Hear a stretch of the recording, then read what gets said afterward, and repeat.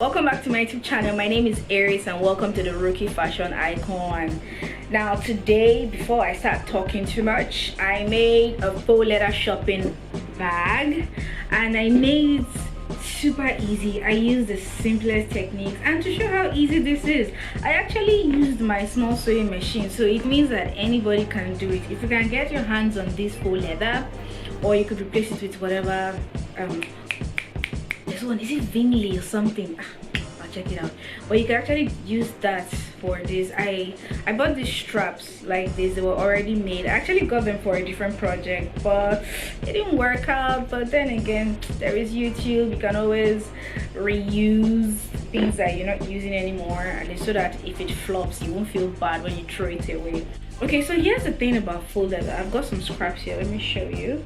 So here's the thing about faux leather. They actually look like real leather, but if you have an eye for these things, you can tell the difference almost by looking at the back. Because okay, this is a sample of what I used there. This one is actually branded, like the company name is literally right behind it, and even though it's really pretty in the front, and some people try to pass this off as genuine leather, and I don't know why they would do that, but this is a similar texture but in beige. So but you can see the back of this one, it's almost like cloth behind it, and here's a couple of them in black because I always tend to use it to do the inner part of my bags. So these are different textures, but if you look at the back, you see the difference of these. This one is literally made out of, the back is made like in white. I know it's woven though. Then you see these ones up close, they're all different, but they're all synthetic leather.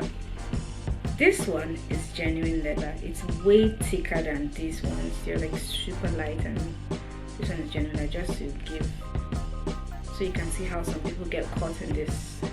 But you see there's more detailing, the textures are